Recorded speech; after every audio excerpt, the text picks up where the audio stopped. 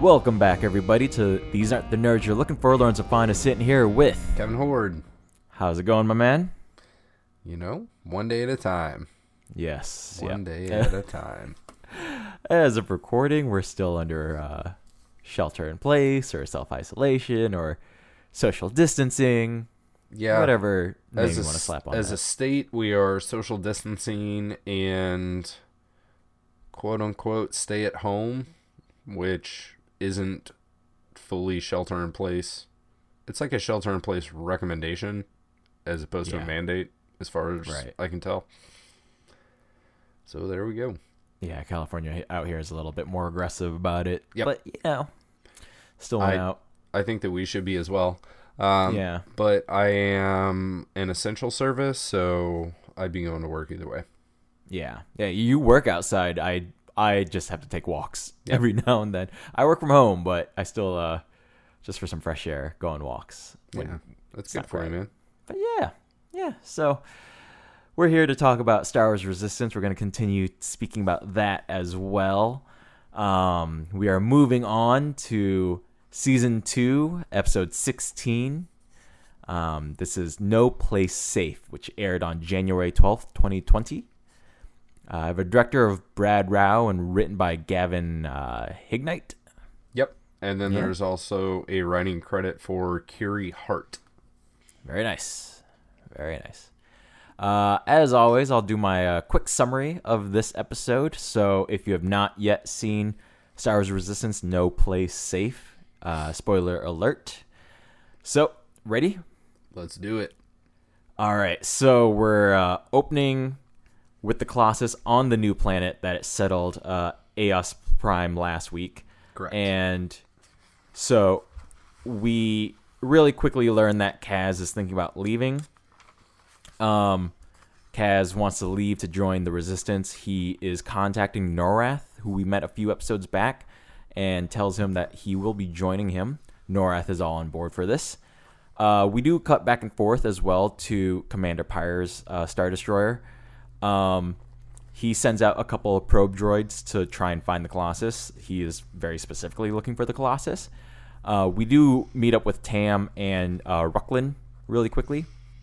But cutting back to the Colossus, we do get a farewell between Kaz and Niku and all the other characters really quickly. Kaz does mention that he is going to go to a rendezvous point near Batuu. Yeager says... offers Kaz to take the fireball, and Kaz accepts very quickly. Kaz does take the fireball, starts leaving Eos Prime really quickly. The probe droid is following him. They get in a space battle. Kaz returns back to the Colossus to warn them that the probe droid was there and likely already knows that they are there. So they are hunkering down for a fight. The Star Destroyer does show up. Basically, all the aces get pulled in. There is a huge fight. And the Colossus then also needs to leave Eos Prime to escape the Star Destroyer. The Aoshans? What are we calling them? The native... Yeah, they are the Aosians, I think. Aosians. Okay. They do help out in the fight, and the Queen does kind of wish them luck on their way out. So there is a big dogfight. Tam is involved in this dogfight as well, but the Aces do not know that Tam is fighting. There is a moment where Kaz is firing a missile towards the bridge of the Star Destroyer, and it looks like it's going to cause some damage. Everybody on that bridge freaks out for a little bit, but then Tam intercepts that and saves the Star Destroyer. But long story short here is that the Colossus does escape, and the Star Destroyer be very sad. So then Tam has some things to work out on her own here. But other than that, let's see. So where do we end? I forgot where we ended here. So, yeah, basically ends with Tam. Yeah, so Tam gets knocked down. The Colossus escapes. Kaz and Yeager have a little talk about Tam that we can talk about later. Right. And then we cut over to Tam. Tierney comes in and promotes Tam to like assistant squadron leader or something. Okay, that does happen here. I was not sure if I was remembering that correctly. Captain or lieutenant or something like that. I don't know what the Second official... Squadron Commander. There we go. Becomes. Second Squadron Commander, and that's where we end the episode. Yep. So cue fanfare here. Yep. Cue fanfare. Yeah. So, can we start with the fact that the first act of this episode feels like a season finale already? With Kaz leaving? Yes. Yes. Like, it's really interesting to me that... Okay, so, basically, all season I've been complaining about how this show is not taking the fact that this is a season... Like, this is the finale season seriously at all. Mm-hmm. And then with 3 more episodes after this episode, it decides to drop a thread as if this, like, it's starting to wrap shit up, basically. I would even argue that it's 2 episodes after this, because we have 1 regular length episode and then the final 2-parter. Yeah. Let's say, okay, 2-parter, but let's just say 3 episodes length worth of material, right? Yes. So, it's interesting to me that they're dropping this thread now. I feel like it's long overdue. I feel like this should have happened a long time ago. Like, this decision for Kaz to leave feels like it should have happened early in season 2. Oh, yeah. And then we can deal with the fallout from there. Or at least the decision should have been made. The decision should have been made, and then, like, the character should have had much more of a goodbye than 2 minutes worth of on-screen exposition, you know? Yeah, we definitely get a cast of characters, like, you know, a roll call of main characters of the show, like, stopping by the hangar and like, oh, you're really leaving, Kaz? Oh, Kaz, I need to say goodbye. Hey, Kaz, you're leaving? You know, punches in the arm and all that jazz. You know, but like you said, from the time that he decides to leave to the time that he is departing is a minuscule part of this actual episode. Right. It's very small. Because, like, this episode even finds, like, some weird time-wasting moments as well, where, like, Doza is kind of touring the queen of the Eosins, like, around the marketplace. Did that feel weird to you? Yeah, because if this episode is, like, dealing with them escaping in the end, okay, I'm obviously laying out my cards a little bit. Sure. Right off the bat here. But it bothers me so much that the last episode was dealing with them finding a home and settling on this new planet. And then they're ousted, like, right away. Oh, right away. Immediately. Like immediately. Especially, like, with the way this episode set up. So I mentioned in my quick summary that Kaz mentions that he's going to rendezvous with Norath outside of Batuu. Uh-huh. And I'm not going to lie, I was super, super pumped to see that. And then super let down when Kaz turned around to go warn the Colossus and escaped with the Colossus somewhere else. Okay. Because at this time, we know in canon what's happening around Batuu. And I was down. I was going to ask you about that. Uh-huh. Do we? Yes.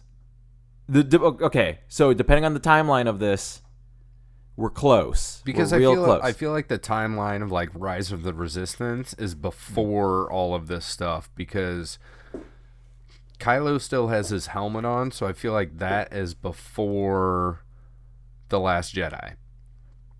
No, it's not. I'm going to let details of that slide just based on just the realities of building an animatronic, you know? Yeah. And just kind of like they're already building so many other animatronics that they kind of took sort of a lazy route towards Kylo Ren's mask, because more people know him with the mask on to some degree, you know? But like children and stuff, like that mask is iconic to a certain generation of Star Wars viewers, right? So at some point, are they going to give it a slight update and put some red lines on it? No. So, Okay. but Continue. that ride is firmly set between the events of Last Jedi and Rise of Skywalker. Okay. Yeah. Without explicitly being told that, I would have not made that assumption. Right. I would have assumed that it was earlier in the timeline. No, it's definitely after Last Jedi. Okay. And so to move away from the Rise of the Resistance and get back to Kaz and near Batuu. Well, because like, here's my excitement was like I was hoping to get a cool tie-in, and it would be the most Disney thing to do, right? Like Absolutely. it would, right? It would be the most obvious thing from a studio that has what 5 fucking Pirates of the Caribbean movies. Mm-hmm. There's that made-for-TV Tower of Terror movie. There's that stupid Eddie Murphy Haunted Mansion movie, right? I forgot about that one. There was, do you remember that era after Disney bought ABC that every sitcom on ABC, all the families happened to go to Walt Disney World? Full House went to Disney World. Like Family Matters went to Disney World. I think Sabrina went to Disney World. You know, everybody went to Disney World. So like in this context where the canon of all of this like absolutely like lines up and like to some degree has been worked out, right? Okay. I was really excited, especially because like the ride is a fixed event. Right. Right. Like the ride operates as if it's Groundhog's Day, right? Right. Yeah. Like, but the event itself is like a fixed event. There's no like changed outcome per se. Right. Right. But so then like it would be cool if Kaz just happened to show up when they were evacuating people off of Batuu, you know? And you just get to see like a different version of that from the outside, right? Okay. That would be, like, you have convinced me, and that would be super cool. Right? So I was like, oh shit, we're going to get to see this escape from Batuu. And Kaz is going to start helping people get off of Batuu. How fucking cool would that be if like Lieutenant Beck showed up from the ride and shit like that, right? Again, the most Disney thing to do, right? Totally agree. And then this one probe shows up and fucks shit up. And then he has to turn around. I'm just like, oh, that's where we're going with this episode. Like, we had this long... So, like, my personal hopes aside, we had this long goodbye. Not that long, but, like... Yeah, not even that long. We had this buildup of a goodbye. And then, second act, Kaz gets stranded in space. And then third act, he turns around and is re-welcomed with his friends. Like, you know. See, I thought this showed that, like, okay, so there's a line by Yeager when Yeager is saying goodbye to Kaz, and he says, "You're not that foolish kid that showed up with Poe. Right. You've grown a lot since then, and I'm proud of you." And Yeager gives him a hug and all this shit, which is like a cute little moment because when they're saying goodbye, like Kaz like reaches out to give Yeager a hug and then like does the thing where he's like takes a step back, sticks his hand out. Yeager grabs his hand, shakes his hand, pulls him in. They embrace. Goes for the hug anyways, yeah. Right. And he's visibly upset when Kaz leaves, but he knows like that's what Kaz needs to do. I feel like this episode did kind of emotionally build the difficulty of this situation for Kazuda, right? And then he goes to leave and he realizes that in making that decision, he fucked everybody because of this probe droid. At no fault of his own. It's not the normal Kazuda bumbling affects everyone around him, but it's Kazuda making the decision that he thinks that he needs to do this is the place that he needs to go to, right?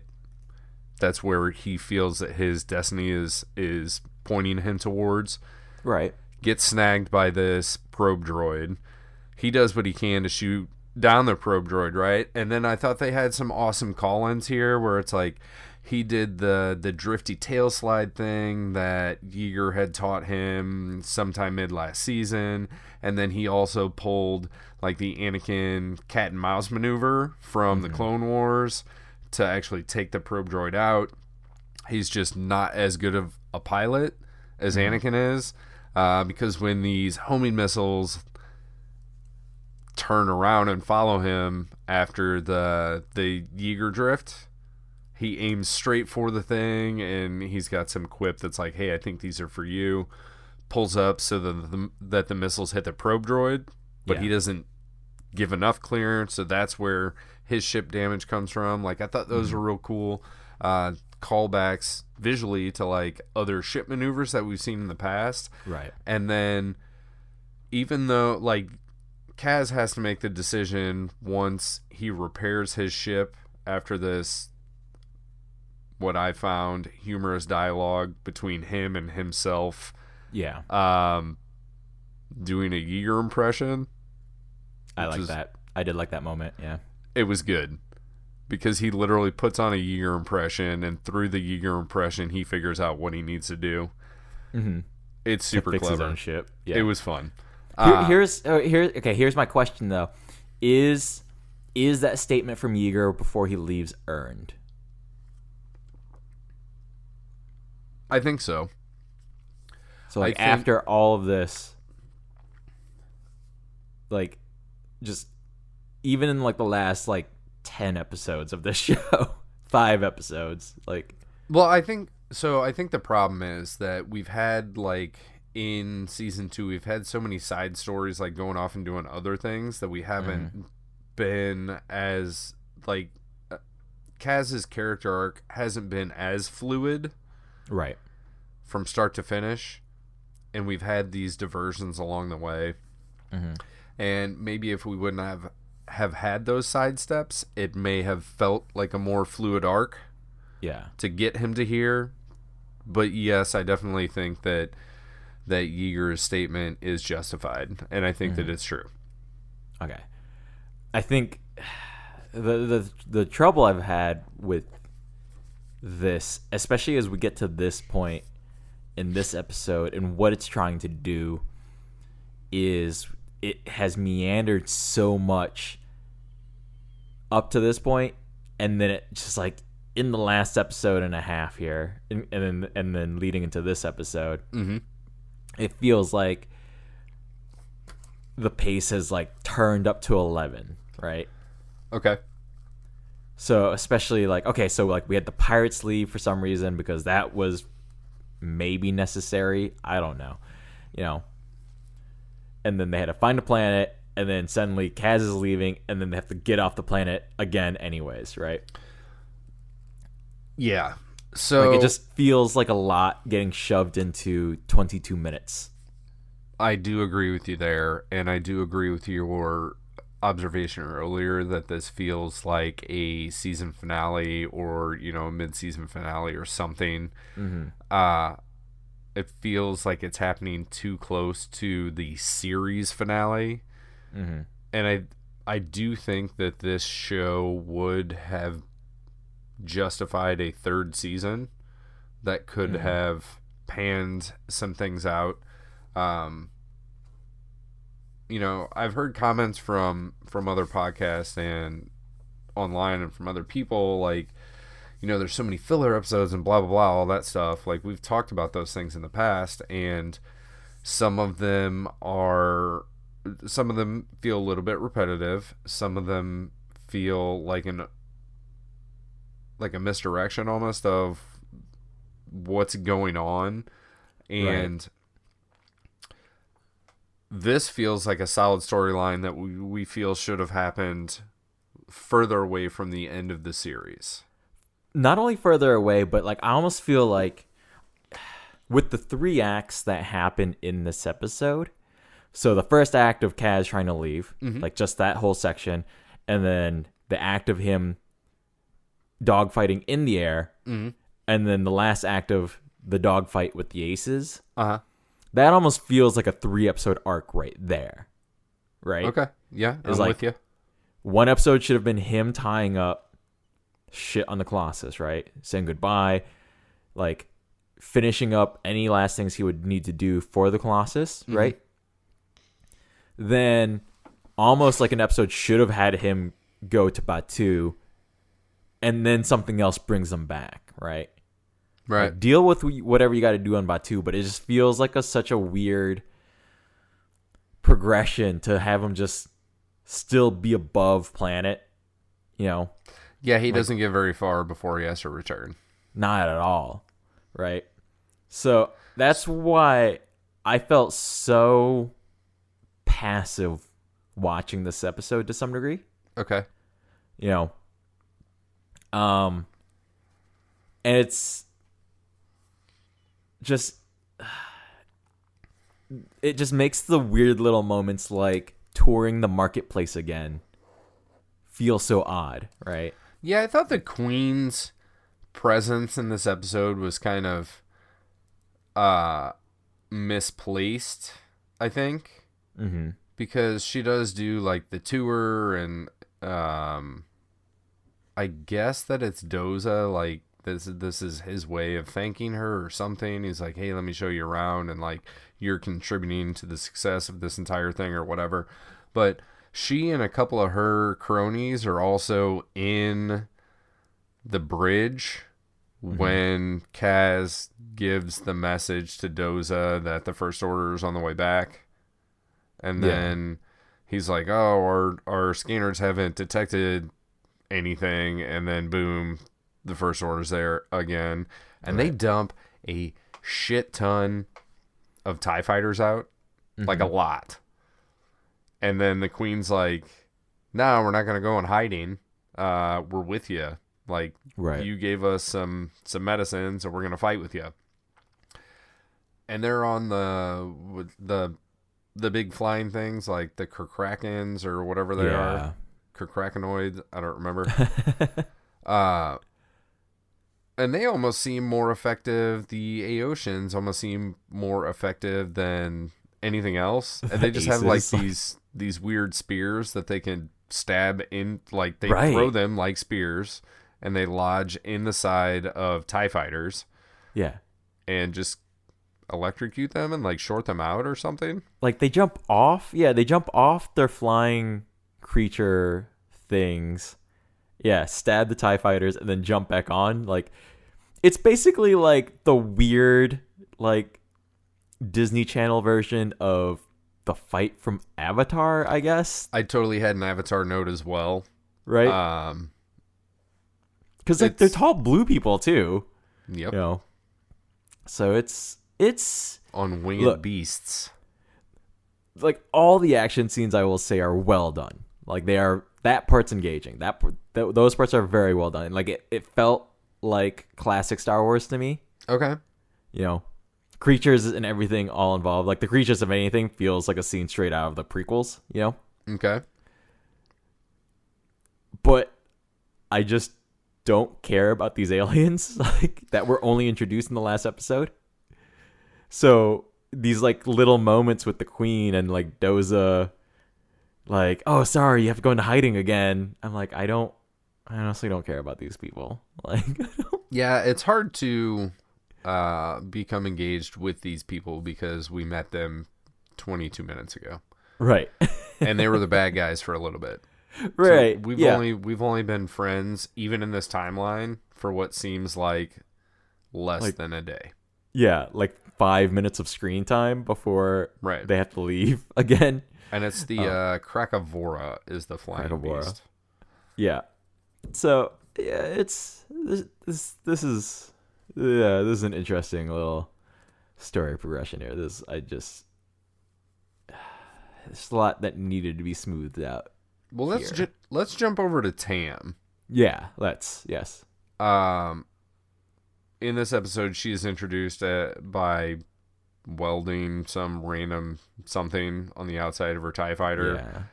And then there's like a call to action, and she's told, like, hey, the Colossus has been found. We're ordered to take it down. And for some reason, Rucklin like always has the intel before she does. Right. Like but she's higher ranked, isn't she? I think right now they're evenly ranked. Okay. By the end of the episode, she is. She's definitely she got promoted at the end. Right. She gets promoted at the end. But do you think Rucklin is just like waiting around all the time, like hearing these rumors, or is he in the right place at the right time, or is he a brown noser? Maybe. You know what I mean? Yeah. Maybe he's just a nerd. I don't know. He seems like the annoying type of nerd, said as an annoying know-it-all nerd myself. Like. Yeah, I feel like he's the type of guy that would like sit outside the teacher's lounge and like try to listen in instead of like doing anything productive at all, or like hanging out on the playground during recess or something, just to be able to be like, guess what I heard? Because like the klaxons go off and there's like, getting your ship deal, deploy, right. or and then Rucklin knows exactly what they're fighting immediately. Yeah. So like there's not even like a gap in time. And Tam's like, it's always news to Tam, of course. But she's hesitant, right? Yeah. Like, especially when Rucklin, because Rucklin is like, again, in his specificity, it's like so bizarre. He's like, they found the Colossus. We're going to attack it right now. We can get rid of those schmucks and think about all the First Order has done. And we've done all these things. We've taken over most planets and we've secured freedom or order in the galaxy or some shit. Right. And Tam says, whatever, as long as it gets me back out there. And then the camera pans over to a TIE fighter. So like her motivation is literally just to fly. She just wants to fly. And that seems not a good enough motivation to do all this other stuff with the First Order. So she gets ordered to attack the Colossus. And Lieutenant Gaelic is there also, right? I think. Mm-hmm. So this is when we get the big aerial dogfight. I honestly thought the dogfight was the least interesting portion of this episode. Mm-hmm. And then I totally didn't catch either of the times that I watched this. During your breakdown, you said that Tam like sacrifices herself to get the missile. I don't think she's sacrificed. Okay, even I got confused on what exactly was happening. But Tam sees that the bridge is about to get hit, and she does jump in front of the missile. Because I thought that she was shot because she hesitated pulling the trigger on Kaz, right? But then she does. Yeah. But then I thought she was shot by somebody else, and Kaz fired the missile, and I thought all of these things connected, and that Tam just happened to survive this shot fired by somebody else. These TIE fighters are either they're one of two things. Some of them are brittle as fuck, and some of them are surprisingly dexterous. Because they either take like one blaster bolt and explode, or they take fire pretty good and they can like limp their way back into the landing bay. Right. Like that's okay. So that was my question too, because the bridge is shielded, right? Like that would be the part that's the most shielded. Yeah, at least, or at least would have a shield. Right. So I have the same questions you do. Like, how strong are these missiles? How weak is the bridge? How strong is the TIE fighter? Right.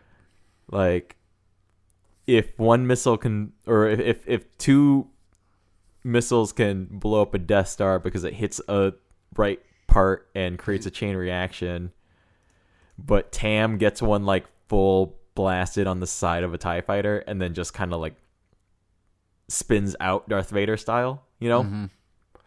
I mean, like, to defend the storyline here, that was an X-Wing as opposed to a racing vessel.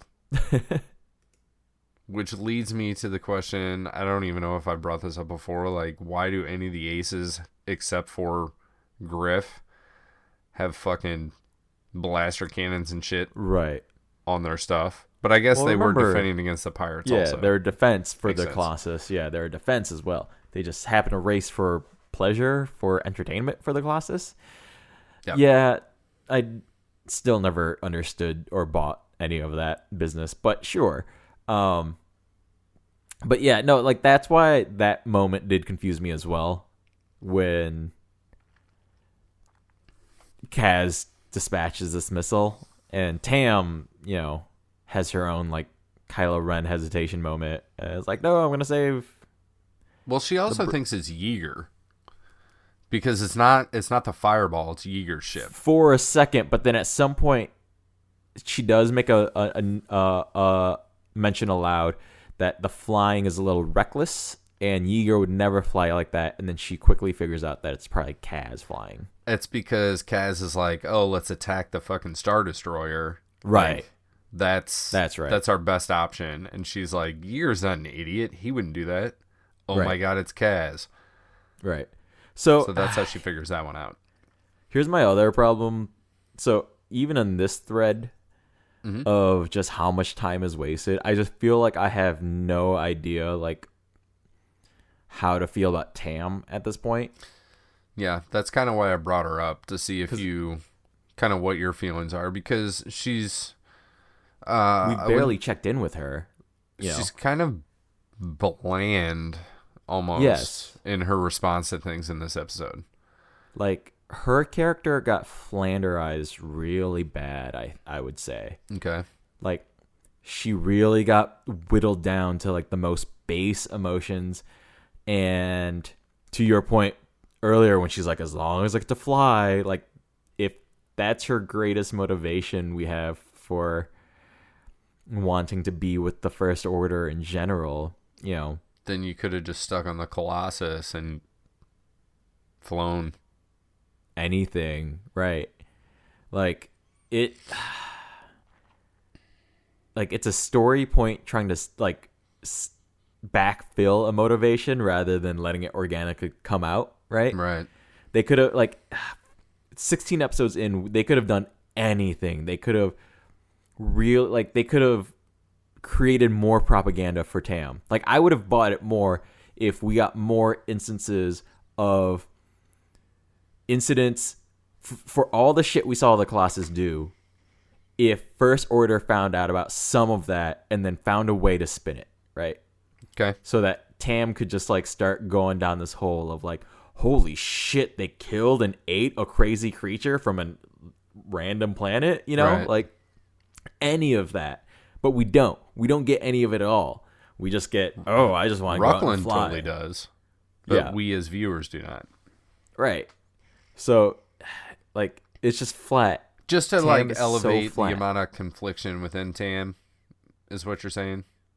So that she Anything. has like Conflict. some reason to question. Yeah, conflict or even backstory or anything.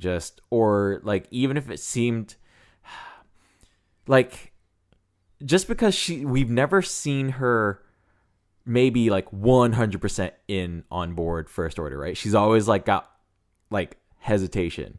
Oh, she's definitely always being sold. Yeah. Right? Like if we could have spent like a middle portion where she was just like gung ho, like I'm gonna kill these fuckers, right? Instead of just like this constant hesitation, it just. And I think that might be an issue that I have with like the dual characters of Tierney and Gaelic, because that's Tierney's goal, is to like break her and turn her 100% to the First Order. Right. Whereas Gaelic is just kind of an a-hole and like, do what I say and I'm going to be a bitch about it. Right.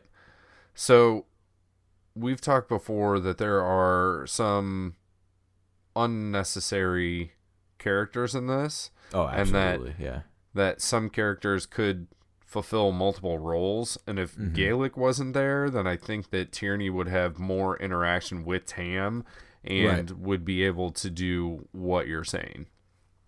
Definitely. Or like at least just see them like interacting or training together. It's always like a weird clinical office meeting we get between Tierney and Tam, right? Did you feel that way with the promotion that happens at the end of this episode?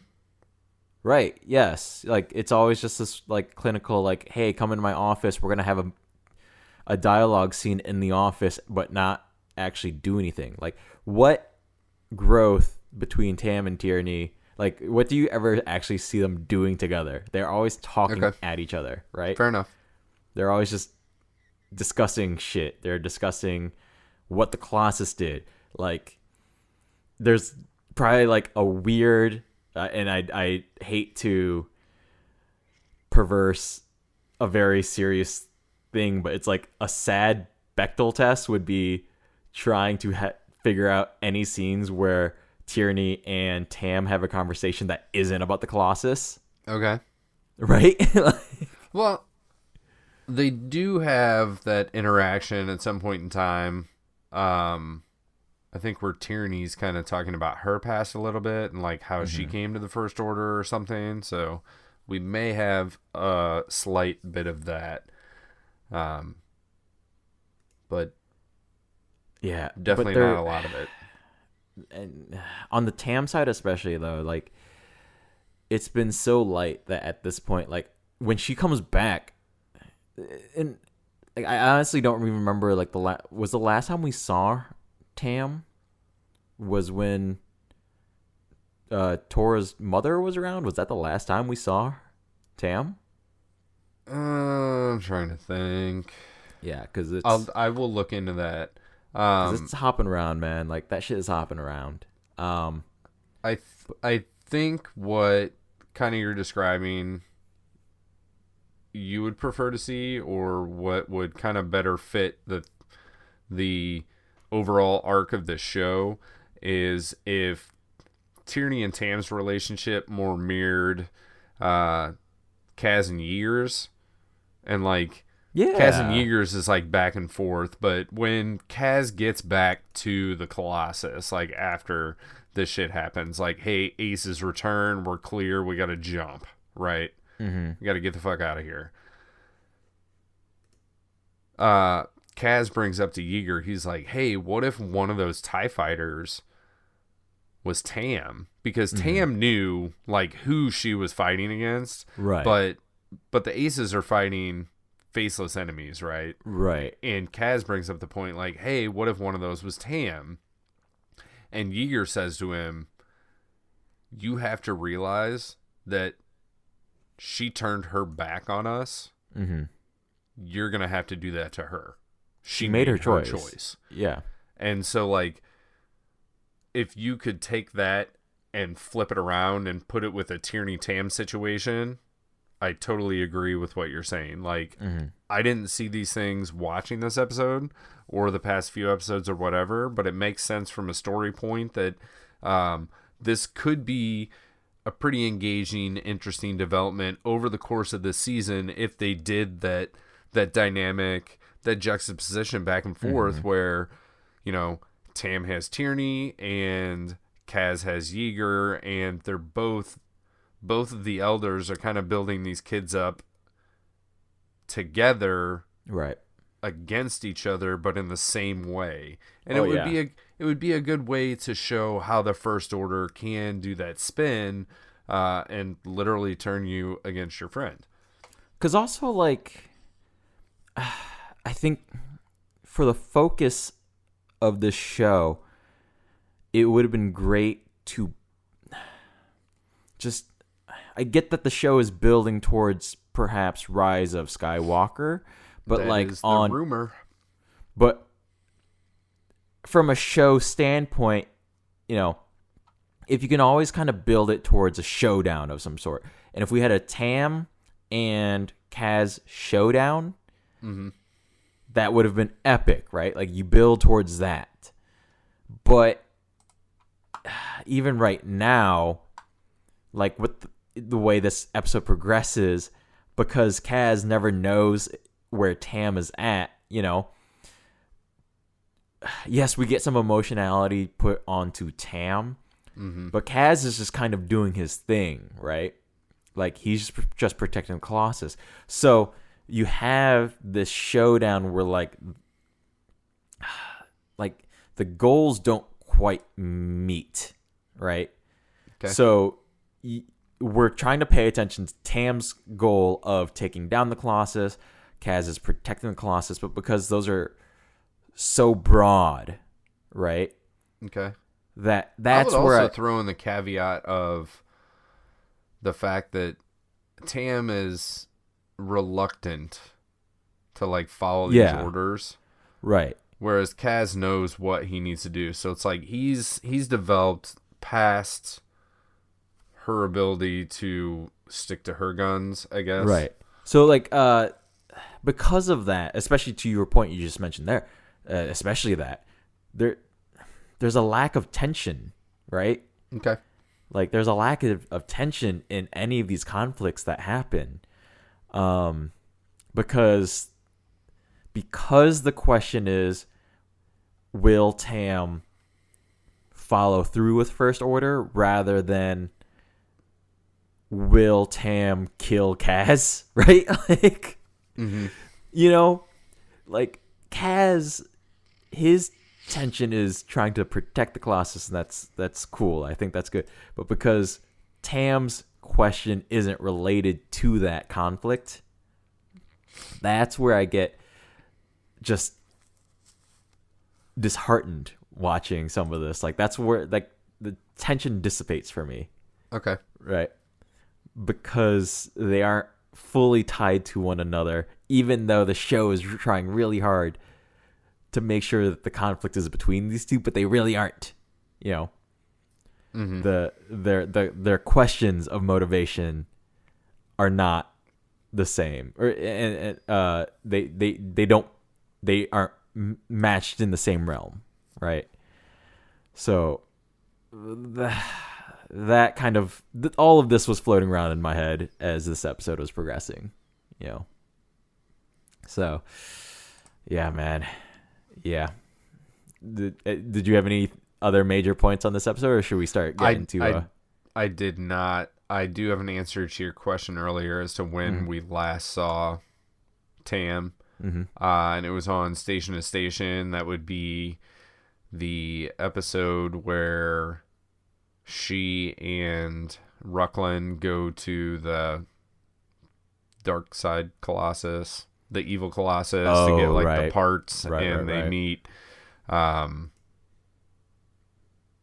is there in his coincidentally, in his whatever uniform. How many episodes ago was that? The red something or other. That would have been season 2, episode 11. So 5. Yeesh. So 5 weeks ago. And then she was mentioned in another episode that I didn't look into and didn't take note of.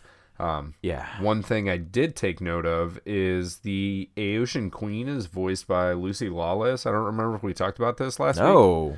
No, we did not. So, yeah, there we go. That's cool. That's real cool. Got any comments on that one? No, but I love Lucy Lawless, man. Yeah. So now you love the Aeotians by default. Oh, that's awesome. Yeah. Do you think we're going to see the Aeotians again? No, definitely not. Never again. No, they're like the pirates. They're just gone. Like they're in, they're out. Yep. They're brought up. Cold. They'll never. They might get a name drop at most. Like, but no, that was just a lot of wasted time. There's so much wasted time. I would have felt better if instead of having a whole episode dedicated to finding a home planet, if the Star Destroyer just found them, right? Like, why was that necessary to lead to this episode? Because that's what they've been doing like this entire season. That's why I really feel like this series would have been better served if there was like a third season or something, because it feels like where we have been going has been a journey. It took us a while to get here, but then it feels like knowing that there is one regular episode and a double episode left. Yeah. There seems like a lot of ground to cover to get to the point of where we were told this show was going to end. Mm-hmm. But, yeah, no, I got nothing for you. You want to intro next week's episode? Or, I guess, hang on. Why don't we give this... Thumbs up, thumbs down. You're really jumping ahead. Do that first. So, I'll go ahead and say I gave this one a thumbs up. I like Kaz's journey. Kaz's journey is what tilts my thumb to the up. Of course, he gets caught by that probe droid because that's totally a Kazuda Xiono thing to happen to him, and he makes I'd say he makes the best of it, but I think he makes the best choice in returning to the Colossus. There's a lot of what I feel are not even little Easter eggs, but like little details sprinkled from a larger universe, right? Do all of them pay off? Probably not, but at least we do have those, everything bagel flavoring kind of sprinkled in here. And like I said earlier, the final battle scene was kind of underwhelming for me. But the first part and kind of where we went, the Colossus escaped again, and Tam got a promotion, and Kaz gets a realization from Yeager. I'm down with it. I'm cool. It's funny. I didn't like the beginning of this episode, but I did like the end of it more. I really, really, really was annoyed by the beginning of this episode, honestly. Okay. That said, I am just barely on the side of thumbs up. Wow. I had you marked down for a thumbs down. I'm gonna change and it's that only one real okay. quick. Look, okay, so all my complaints are how this episode fits in with the show. Okay. Right? But when it comes to this episode alone, yep, I agree with you. I at least was entertained by this episode. Cool. And this episode, at least in its own, did have a decent sense of progression. Right? Cool. Again, it's very slight, but I think this is one of the better episodes that we've seen in a long while. Okay. There are still a lot of questions, like just leading into this. Why do we need to care about these Aotians? Stuff like that, right? Cool. But I think I agree with you. Following Kaz through this episode is probably the best part. Right? Yeah. Kaz is a strong character in this episode specifically. Yep. And I really enjoyed that scene with him alone on when the fireball went down. Yeah. So like all of that to me was entertaining, and that was fine, and that was fun. So having sat back, watched this, like without thinking about it too much, yeah, I enjoyed it. As all of my complaints though are again show wide, you know, and where this episode sits and how it fits in, But I think this episode it's fine. Okay. Well, without thinking about it too much, what's your one-word review for the week? Serviceable. Hey, I said overdue. It's just, yeah. Because definitely. I really feel like this is overdue. Unfortunately, the episodes that I think we both like this season that push us in like the happy direction, we feel are overdue, and we feel like this is where things should have been earlier in the season. That's not the case. That being said, next week we have Rebuilding the Resistance, so it is essentially the penultimate episode of this series, because after that we have No Escape Part 1 and 2, which was released together. So we're coming close to the end of this thing. Do you got any predictions on Rebuilding the Resistance? How are we rebuilding the Resistance at this point? It's so okay.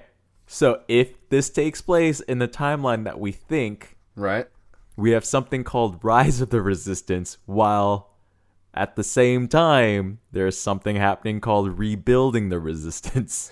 I think this is more localized. So this is rebuilding the resistance that Kazuda started. Okay. Maybe. Okay, I'll go with that. You know, like this is more centralized around Kazuda and the Colossus, not as grand. Not like universal rebuilding the resistance. Yeah, not even like sector wide. Yeah.